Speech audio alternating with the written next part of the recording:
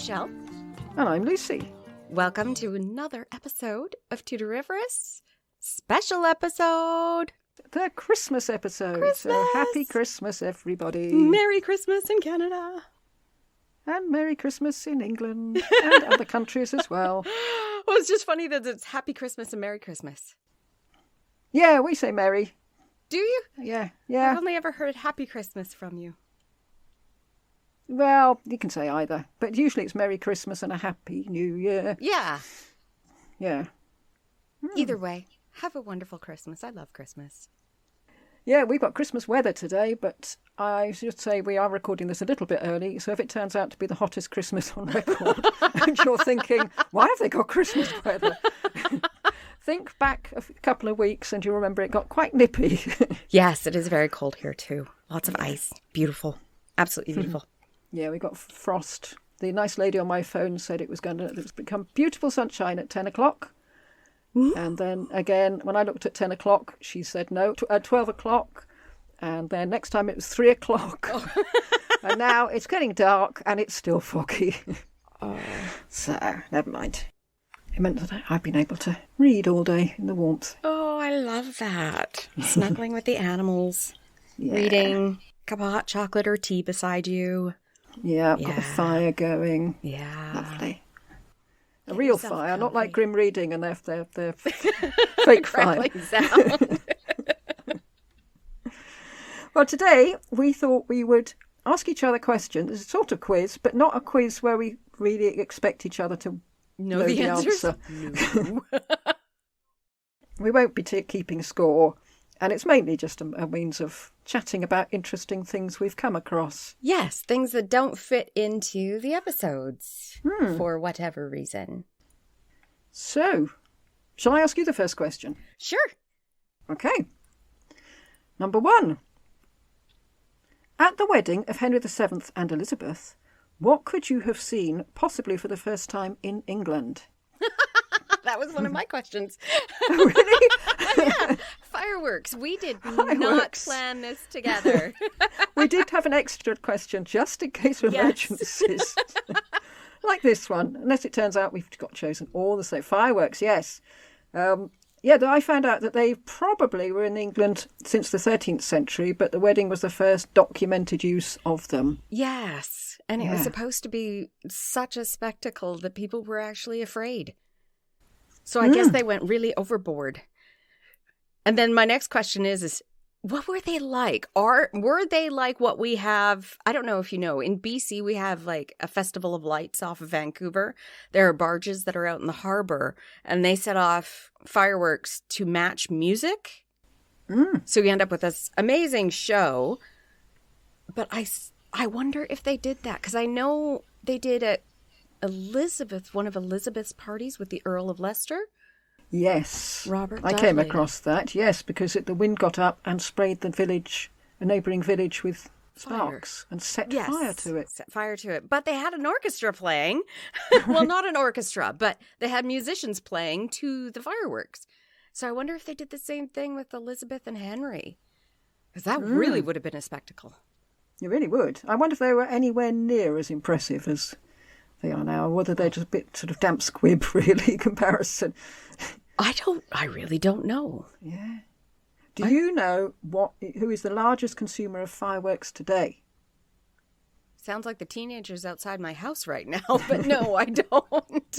Disney gets through an awful lot of fireworks. Yeah, because they have them for Halloween, Christmas, every couple of Fridays or something. Yeah, they get through a lot, don't they? Yeah. All right. Well, I'm glad I got my question in before you got yours in, because... Oh, well, okay. Hit me with yours then. Okay. How did, during this specific time, we're talking about Henry VII's era, how did the government and people acknowledge who owned what property? Well, they didn't have deeds, I don't think. No.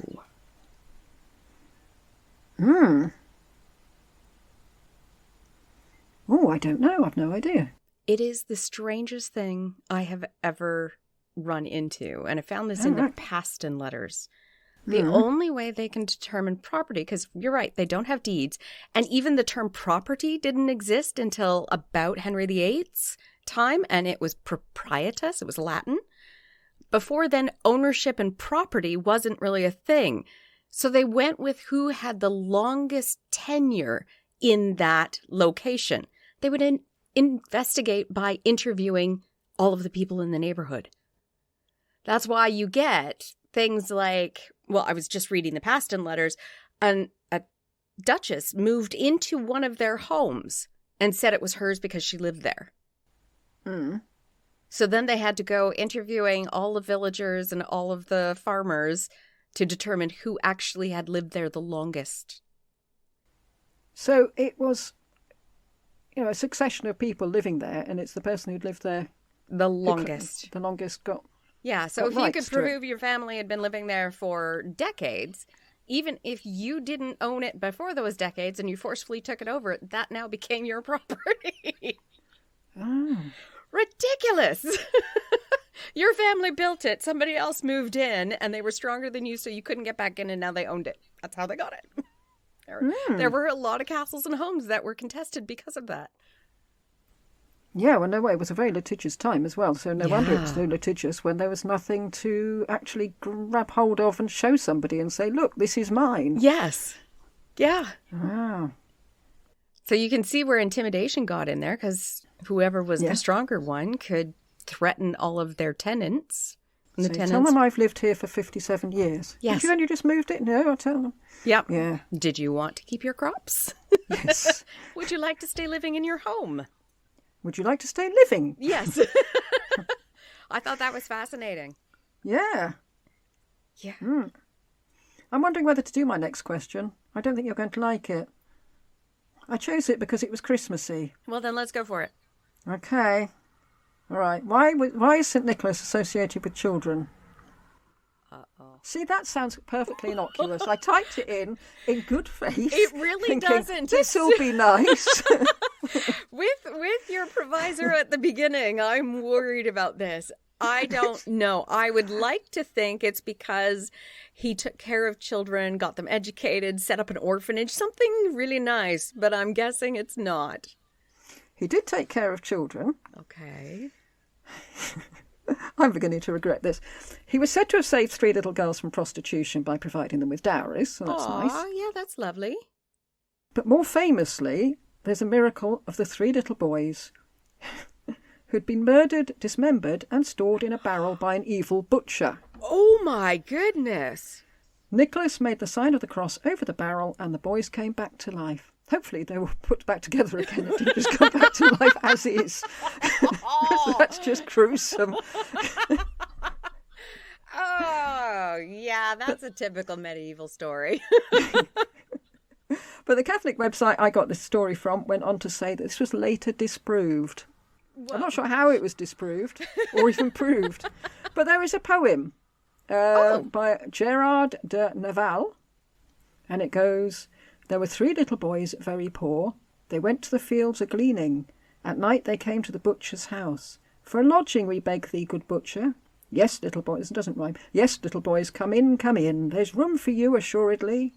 They had no sooner entered the house when the butcher, the cruel, he killed them. He killed them and he cut them into slices. In the salting tub he kept them like pork. Butcher, butcher, do not run away, but pray God he may forgive thee.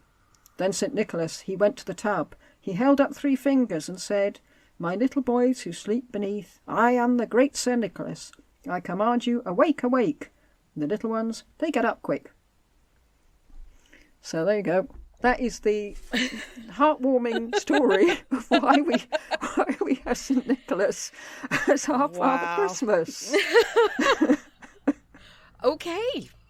Yeah, sorry about that. Very different. Happy Christmas, everybody. Happy Tudor Christmas. Oh, man. They're not so bad after that. Okay.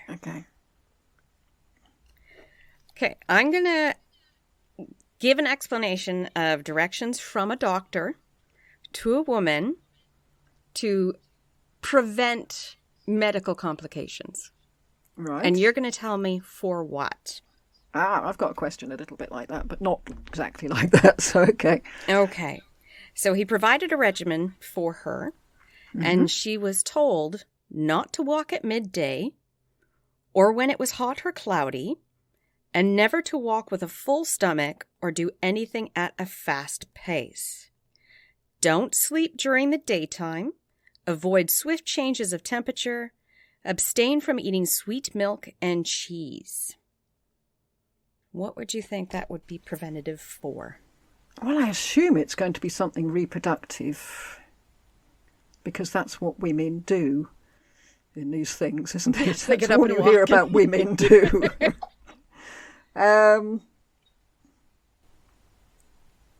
So is it to avoid miscarriage? No, it's to avoid the plague. The plague? That apparently will prevent you from getting the plague. Well, why did so many people get plague then, if it was so easy to avoid it? Yeah, all you had to do was that. When I first started reading that, I was like, oh, great, she must be pregnant. And they're like, this was all to avoid the plague. What? Right, well, it's worth knowing. Yeah. Perhaps we ought to put that out on the website, just so people can know. Yes, if you want to avoid the plague, follow this advice. Yes. Mm-hmm. Mind you, I have avoided plague so far, but that's probably just coincidental. Yes, although I do walk when it's hot and dry. Mm. But I mean, how can you not walk if it's hot or cloudy? Yeah. And not walk at midday? If you were in BC, you'd never walk. It's always cloudy. Yeah, I was going to say, yes. I should say in the Fraser Valley. The Fraser Valley. Hard pressed to step outside here. Never walk outside when it's cloudy. Oh, stuck inside again. Yeah. Yeah. Wow. Yeah, it's just odd. Okay, my next one is short and sweet. What is a Rauschpfeifer? I have no idea. I will demonstrate, but I won't demonstrate well. Okay.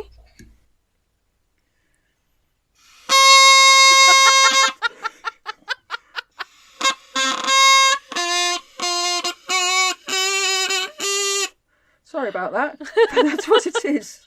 Rob bought me that for last Christmas. Because I like to play medieval music on my recorder, and that's a medieval, proper, if you play it properly, you get that really lovely, slightly ratchety medieval sound. Unfortunately, I can't play it. I can't get a decent sound out of it, and I've tried many times. So is that the instrument called that, or is that the player? That's the instrument. And it comes from the old German for reed pipe. That is so cool. Yeah, it's a wooden double reed instrument. It was popular in the medieval and early modern times. The reed is enclosed in the wind cap, which means it's stuck in the bottom part of it. If you imagine taking the mouthpiece off, you're left with the reed in the other bit, which did confuse us to start with. We were trying to shove it through the hole that you blow into. Well, that's how a clarinet. Yeah. Yeah. They come in all sizes. They're from sopranino to bass. I don't know what size that is. I should imagine it's a tenor. Tenor, I was thinking. Yeah, you can see one in the woodcut of the Triumphal Procession that was commissioned by our good friend Maximilian. That's cool. You better practice a lot, because next year I'll make you make Christmas music on it. Okay. Fair enough. Well, people have just heard it. I don't think they're going to be wanting me to make Christmas. It's incredibly loud as well. Yeah, that's got a plastic reed in it now. The natural reed is much, much louder, but it says, do not play this if you suffer from high blood pressure. And I can imagine why, because you go like Dizzy Gillespie, your face goes bright red, your cheeks go out. It's quite, it's really hard work to play. So when I got the plastic one, I suddenly thought, I can make some noise. That's why they called it a rude instrument, was because of the look of the face on the player. Ah. Who was it who said he didn't want to play the flute because it... Oh, I know what it was. Yeah, I was listening to So You Think You Can Rule Persia podcast about Alcibiades, and he didn't want to play the flute because it made him look funny. So, yeah, I can imagine this similar with the Rauschpfeifer. Yeah, that's cool. My turn. What is a livelud? A what? A live load. Live load. Live load. Yes. LIVELOLDE? Well, I've Right, I found imagine it changes 5 or all the 6 time. different spellings. But it's pronounced live load.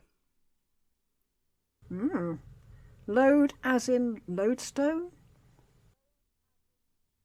Something magnetic? No. I can't even, apart from that, I can't even find any parts of the word to latch anything onto. No, I've no idea. Go on then, hit me with it. Livelihood. It specifically referred to a property that provided you with the basic needs of life. Okay. So for a farmer, it was his rental holding. For a merchant, it would be his store. So basically livelihood. And it did morph into livelihood. Live Yeah, neat one. Yeah, nice. Live load. Right, my next one. Where does the term to toast someone come from when you raise your glass? To say Happy Christmas. Oh, please don't tell me it's from burning people at the stake. No, it's not.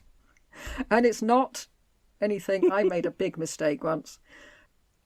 People were toasting each other in vodka. I wasn't. I don't drink vodka. Horrible stuff. And so I secretly looked up on my phone what Russian for to toast was. So I just typed in Russian toast. Well, it turns out it's not at all what I was expecting. And I'm not going to say what it was because it's something thoroughly obscene. People are welcome to look it up if they wish. Oh, man.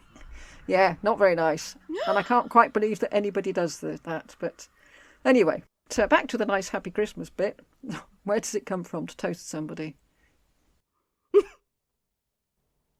I don't know. You're saying it's Christmas. Well, I'm not necessarily. Well, a little after Christmas. It just praising your guests? Or thanking people for gifts? I don't know. It comes from wassailing. And it comes from the wassail bowl, which was a communal bowl. And you put the toast. Right. The toast, you put the toast in, you fill it with hot ale, apples, spices and sugar, which just sounds really scrummy. And at the bottom of the bowl was the crust of bread, and people would take turns drinking from the wassail bowl. And when it was finished, the crust of bread was presented to the highest ranking person at the meal. Here you go, have this bit of soggy bread. And then everybody spit it in. Yum. Yes. So that's why we toast people. Possibly. Yes, I mean, I think there might be other possible answers, but that's one of the. That's a good one. Of the ideas. Yeah. And farmers I do like the sound of it. Yes, Not the bread, farmers would but the rest of it. wassail their crops or their trees, and the toast was then spread about on the crop or placed in the tree. Yeah, we do. Yeah. We do wassailing with my ukulele group. We go and play at an orchard and wassail, cool. And then there's mulled wine and a big bonfire. I rewrote the song Space Oddity with changing the words to just lots of Somerset apples. That's awesome. So we always sing that one. That's cool. My turn. Okay, your turn. This is something we never, ever hear about at Tudor courts. They're never mentioned. Okay. What is a necessary woman?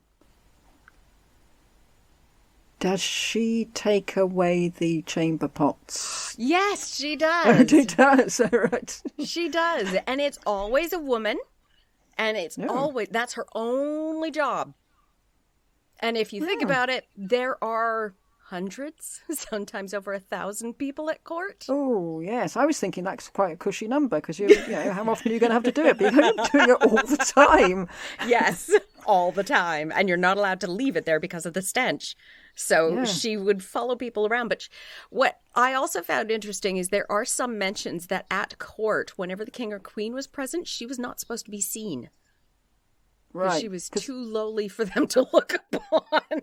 And he would have had his own groom of the stool as well. No, the groom of the stool did not do it. The necessary woman did it. He was there to hand the towel and discuss things. But as soon as they left, the necessary woman would come in and clean the clothes stool.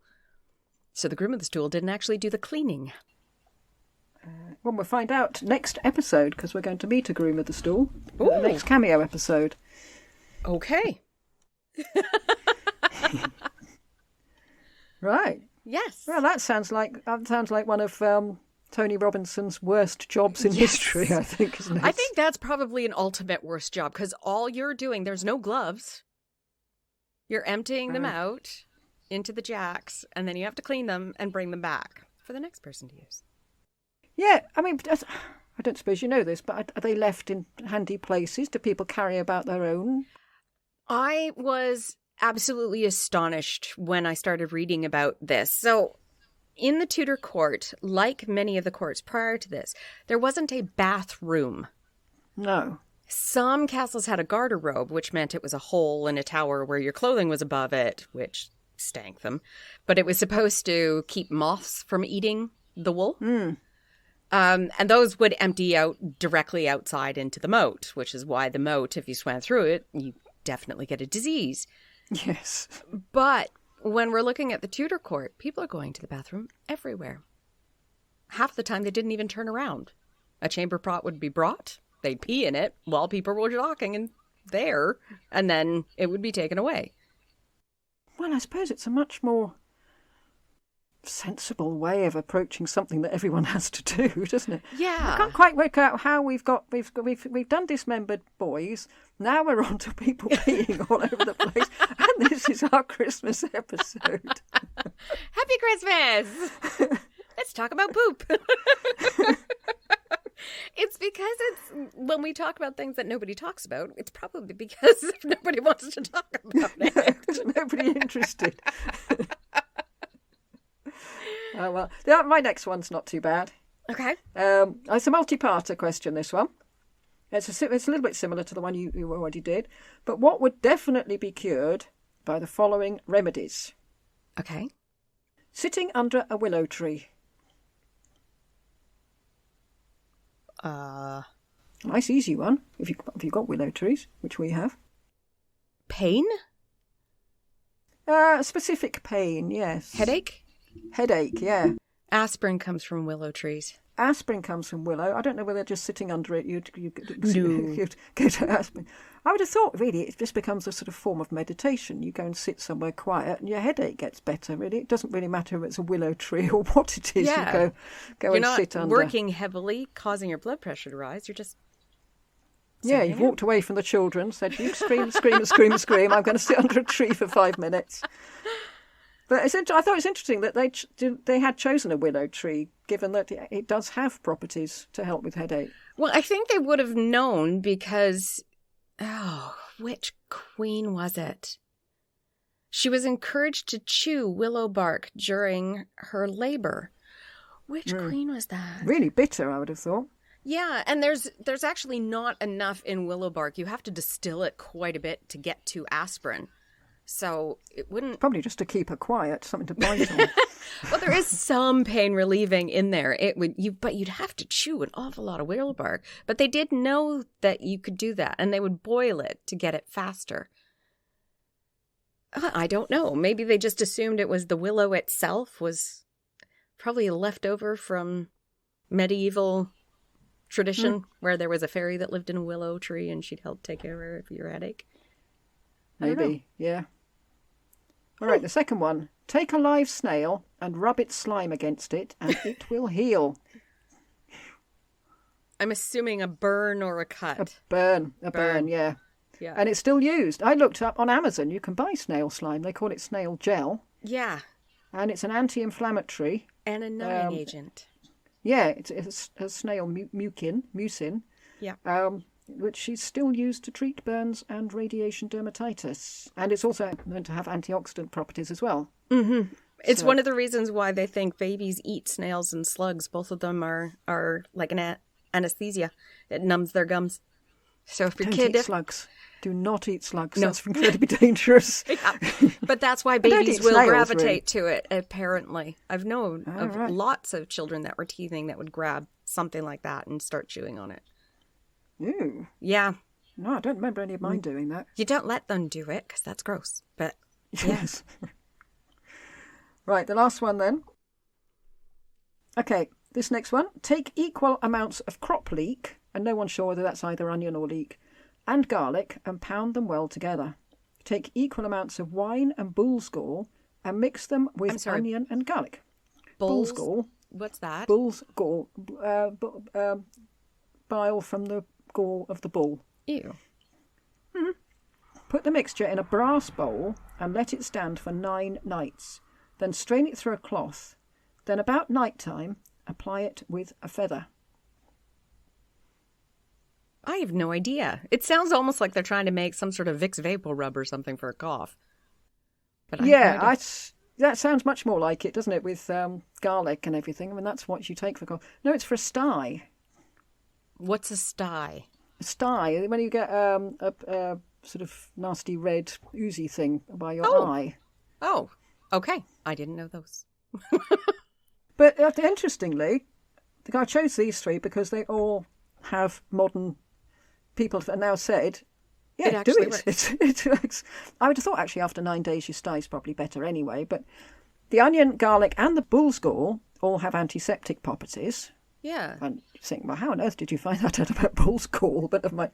The wine contains acetic acid, which over 9 days would react with the copper in the brass bowl to form copper salts, which are bactericidal.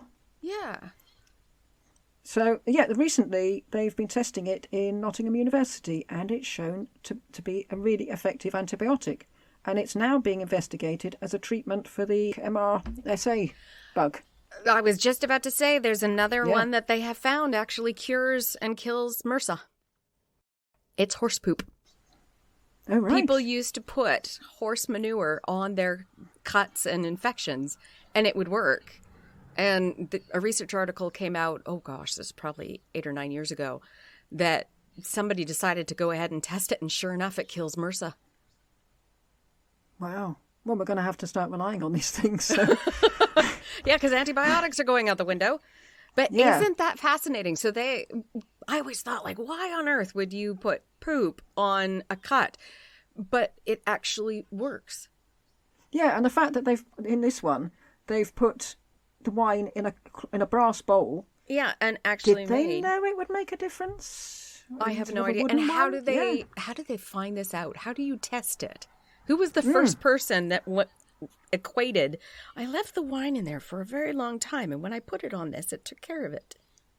Yeah. Why would you stick wine in your eye? I mean, it's... Yeah. I don't know. And if you remove any of those things, does it stop working? I don't know. I don't know. They also use crushed worms to get rid of bruises. Don't know why. Well, don't think I'll be doing that. No. Poor little worm. Neat. And, okay, my very last one. Was it? How many have you got then? I've only got 6, and you took one. Right. Okay, I might go for a different one then. I'll ignore those 2 and go for this one. Okay. What is a woman's appeal? And why is it her only independent legal option? Right. So we're not sex appeal. It's legal. Mm-hmm. It's something in court. Mm-hmm.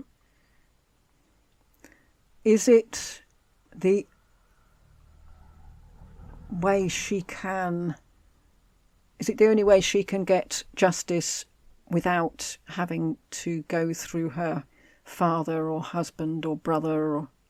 Yes and no. Right. Bit more specific than that.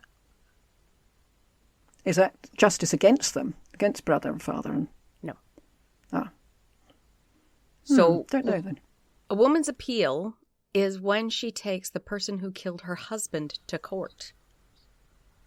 Oh. And the only reason the reason why that's the only legal action she can take independently is because once you're married, your husband is supposed to represent you. You can't appeal to him anymore.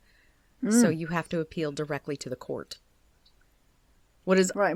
A widow has many more rights and legal aspects than a wife or a maiden. Yes, but any other appeal, she has to get a brother or a father or another man to take it to court for her. This is the only one that she herself can take to court by herself. What I did find odd is that you can take them to court, but you don't get any money. The court gets the money. And the woman has to pay to do so. So you have to be really angry and vindictive to spend the money to not get anything except for him to pay a fine. Or and that's go what to will prison. Happen. Well, it depends. Would he go to prison? They don't really went for prison, did they, particularly? They'd go into prison during the time period until they were executed. Yeah. But the rich people where most of these appeals came to, it would be like somebody wealthy taking over a castle and killing her husband who was defending the castle. She could take them to court under appeal, and then they would be fined by the crown. So she doesn't actually get anything. No, so we're back on murder again. Sorry.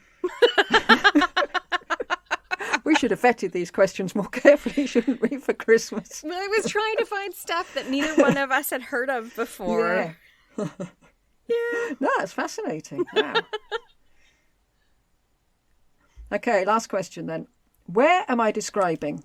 I do it in a series of clues, and you can stop me when you think you know the answer. Okay. It was situated on the south bank of the Thames, about 9 miles upstream from the Palace of Westminster. Okay. It was built as part of Henry V's The King's Great Work. I keep thinking the Palace of Richmond, but it's not. It now lies under the fairway of the 14th hole of the Royal Mid-Surrey Golf Course. That's not going to help me. No, it's not. It housed 40 monks of the Carthusian order. Was it a monastery? It's sort of, yeah, that sort of thing. Like a hermitage kind of thing? A cave? No. Cardinal Pole trained there. We haven't come across him yet, but we will next season. It's a school? Nope. Henry VII renamed the area in which it was situated. I'm never going to get this. You will with the last question, at least. James IV of Scotland might be buried there. I don't know. Christopher Erswick left them a bequest. We're not talking about Westminster Abbey, are we? No, we're not. And Perkin Warbeck went there after he jumped out of the window. I don't remember. Well, there was one time we seemed to come across it in virtually every episode. It's Sheen Priory. Sheen Priory. Yeah, there was just seemed to be every about 2 or 3 episodes. You think, hang on a minute, we were talking about this last time. I would never have gotten that. No, I must admit, I would have been hard pressed until I got to the Perkin Warbeck. It's very sad to think it's under a golf course now. Yeah, I wonder, like, is it intact or just the foundations are under the golf course? I don't think you can see anything. A cellar or something. Yeah, it's all thanks to Henry VIII. Thank you, Henry. Bless him. Bless him. So, thank you for listening. We have covered excrement, demembering people, going to murder, court because of the murder.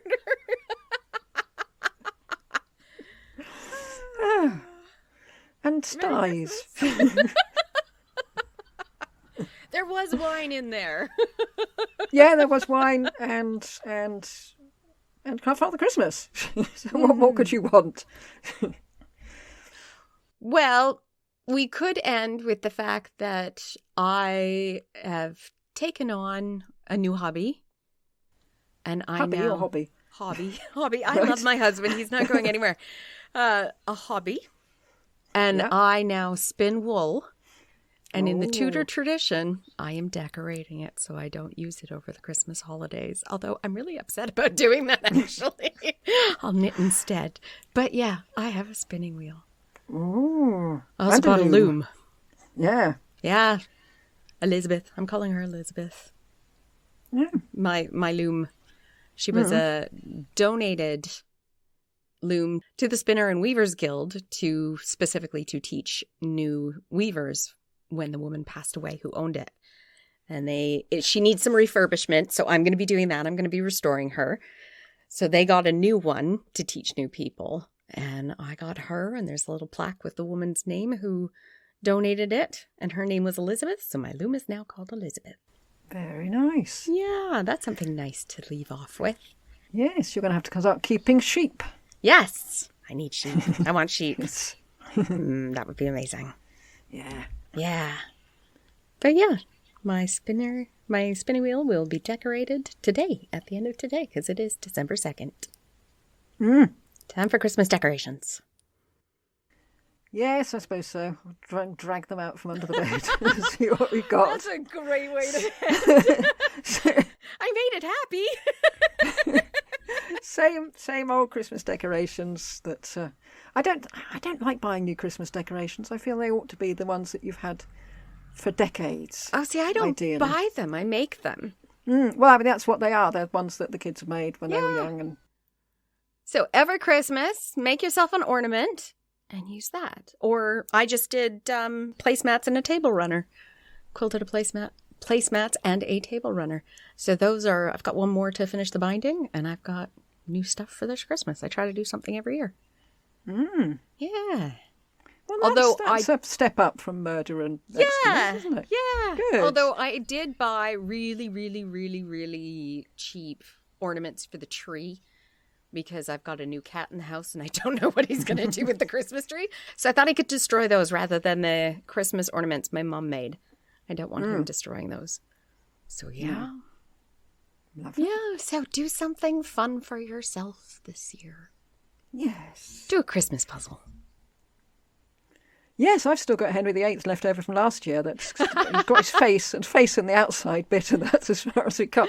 It always seems too decadent to do a jigsaw when it's not between Christmas and New Year. That's the time for jigsaws. Yeah. I like to do Christmas-themed jigsaw puzzles, too. The great big, 1,500 pieces. Put those out on the dining room table. They act as a decoration and something to do.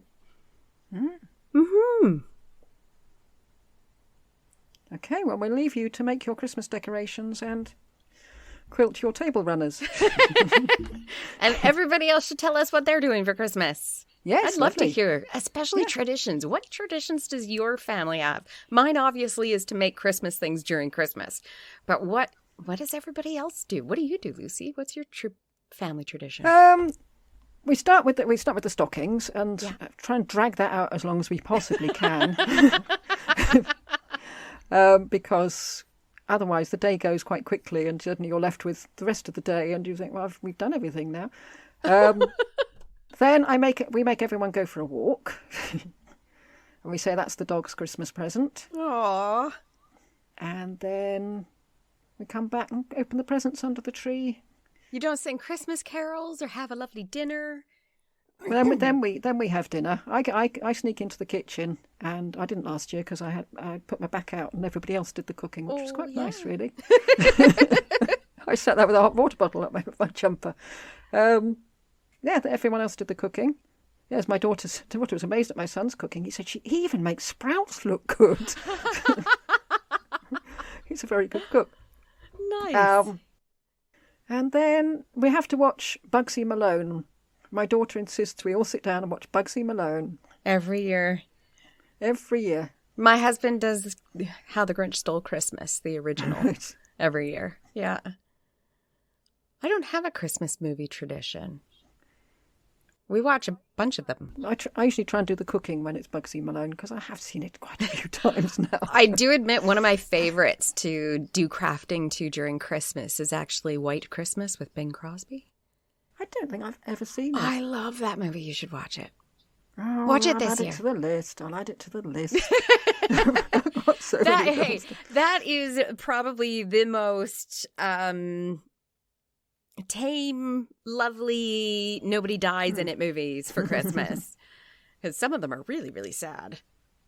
Some of them are quite dark. The ones for children are often very dark. Yes. I remember we went to see Babe in the City on Christmas Eve. Yeah. And that was a horrible film. Oh, don't watch that then. Horrible. Watch White And Christmas. we had a car accident on the way home. Not a serious one, but a bump. And I think it was because my then partner was traumatised by Babe in the City. Oh, gosh. Yeah, I would seriously recommend people do not watch that film. It is so unpleasant. Lifting up this episode. Oh, sorry. Sorry. I think I'm the Grinch that stole Christmas. Give it back. We probably better stop now before I launch into sound. Don't get me started about Christmas. Well, I hope for everybody that they have a lovely, warm, full of friends and family that they like. Yeah. Merry Christmas. Yes, and don't. Oh, I nearly ruined it again by saying try not to get stuck in the train strikes that are happening over Christmas. Oh. Sorry. I'm stopping now. I'm not going to say another word. Merry Christmas, everybody. Merry Christmas, and see you in the new year. Goodbye. Goodbye.